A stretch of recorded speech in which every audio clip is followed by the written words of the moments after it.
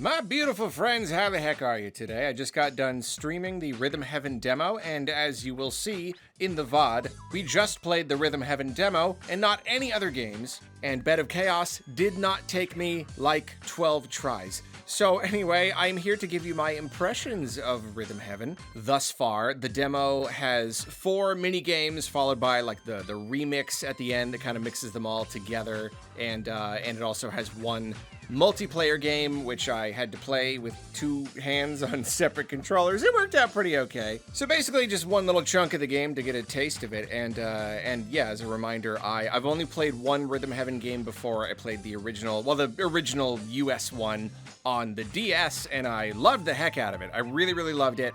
And then I tried the Wii one down the line, and it didn't really click with me. Something about like the just the tactile nature of the DS one, I think I really liked that, and I didn't get that in the Wii one, so I was kind of iffy on it. So I wasn't really sure how I was going to respond to the gameplay here on the Switch, especially all these years later. But I am very happy to say that I am intrigued. I really, really had a fun time. Maybe it was just the headspace I was in when I played the Wii one, because yeah, this one does use buttons, but it's still very, very satisfying. So let's look at each little individual game. You've got the one that they, the very first reveal of the game had the little circle guys jumping through the hoops. It's like the most basic possible rhythm game. But like what I love about this game so far is that like the rhythm stuff is fun, like obviously the gameplay, the main hook is very entertaining, and yet that style really elevates the entire thing. Just like the characters are so funny and so charming, and you see this a lot with, Nintendo has a few series like this, Rhythm Heaven and WarioWare and whatnot, and you see a lot of the same art. There's a lot of just very silly stuff. I don't know. I almost feel like Rhythm Heaven takes it to just like another degree. Maybe because it's not tied to these characters in the Wario world. So you a little bit more often just kind of like, it's like, what's going on in this game here? I don't know. It's just like, make it some weird little guys. You just need some weird blobby little guys to like jump through a hoop. But like, I don't know. It's just, something about it is just so charming. It's so incredibly charming. It's so funny. The designs very often, often they'll be really nice, very nicely rendered cartoon characters. And then sometimes it'll just be the kinds of doodles that you do on like your middle school notebook. It's just, it's great.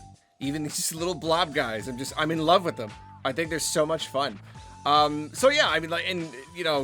you're playing, it's almost distracting. You'll see like stuff in the background, you want to look at all these little background elements are always trying to distract you. Just lots of little funny details, lots of little things to enjoy.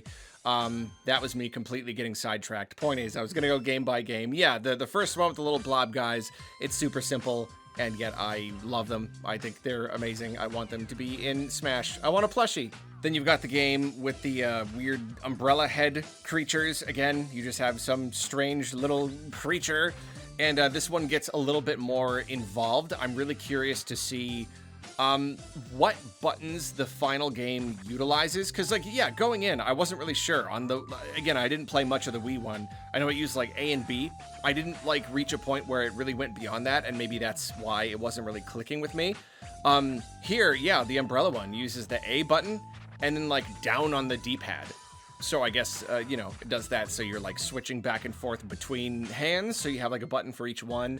The full release, I don't know if it's going to have lots of other buttons in there. I don't know how complex these games might get, or if, A and down on the D-pad is going to be, kind of the standard thing. I don't really know, but it is interesting, and it definitely... It's compelling in its own way. My, built-in muscle memory from all those years ago when I played the DS one was just so used to doing everything with one hand, so there's still, a little part of me that's, getting used to, doing it, coordinating with both hands.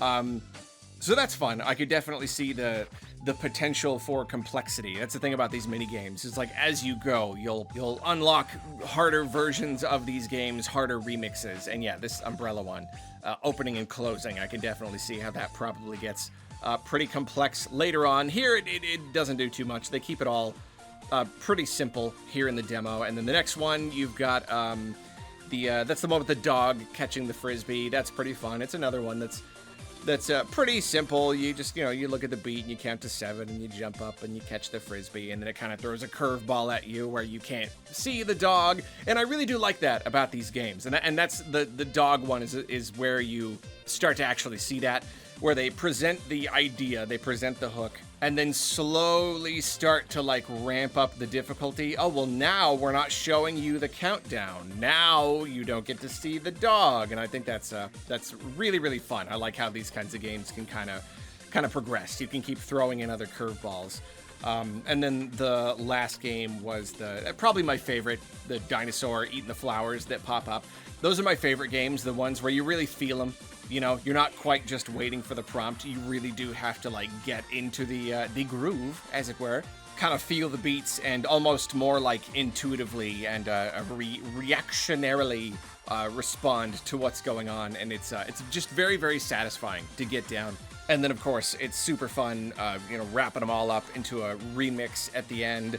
Making them a little bit more tricky, and as I'm always saying, the mark of a good demo is you finish the demo and you really, really want to play more. And that definitely happened here. This demo, it's not too bad. It's one chunk of games, like 4 games plus the remix at the end. It's probably perfect for a demo, and it's got me. It's definitely got its hooks in me. I wanted it to keep going, and I really wanted to play harder versions of these games that we have here. Oh yeah, and then speaking of hard thing, well, it's slightly hard, not really too bad, but yeah, I tried out the multiplayer, but the only way to do it is with 2 controllers, so yeah, I got both Joy-Cons, and fortunately the controls were really, really simple. It was just like 1 button each, so it wasn't so bad. But yeah, that was kind of fun. And you know what, I realistically, I probably am not gonna like really play multiplayer with friends, but at least after playing the demo, playing that multiplayer one, and imagining what it would be like with another, I don't know, I may have to get together with Antdude or something. I may have to make it happen at least one time to check out these games, because the game, the multiplayer game, it's the one where you're plucking hairs from an onion face for some reason. And it's a very simple one. You're just like hearing the beats and memorizing them and then hitting the button, and it feels really satisfying when it gets you hitting the button a lot faster, really like, cutting up the beats into smaller bits. And that is really nice. And that's the thing though, is like I want to play the game, I want to experience the game, I want to review the game, and it's true, there's like 80 music games for a single player, but then like 30 for multiplayer. So I guess I would be missing out on a pretty significant amount of the game if I don't play multiplayer, which is also kind of a shame. It really does make me wish that there was an option to play against bots in the final one. You can't in this version. It could be different in the final version, but I'm really not getting my hopes up. You probably can't. That would be pretty disappointing, because yeah, that is a lot of content. That's a lot of content. That's a lot of probably very fun games that you just won't get to play unless you got other people, but yeah, I don't know. Maybe I just really need to make that happen.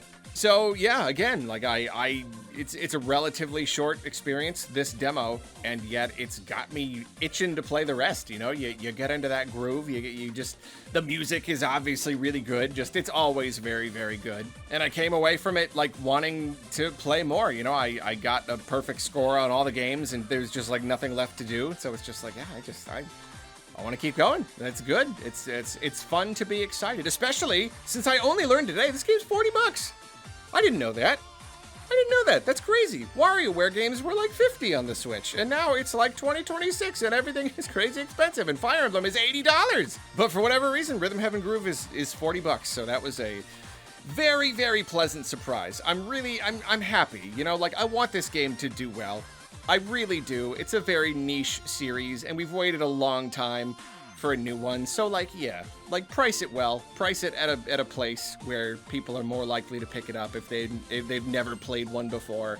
So that's really nice. And the game comes out pretty soon. What is it, July 2nd? What is that, like next week? That's next week. Comes out in like a week. Awesome. Well, thank you for watching. Yeah, you can go check out the VOD if you want to watch me. It's on the main channel. I used to put stuff on Arlo Plays, but now I'm just keeping the streams right there in the live tab on the main channel. and you can go watch the VOD where we just again only play Rhythm Heaven Groove demo. And it was a good time, and when the game comes out, I will be sure to stream it, probably. It's a little bit intense.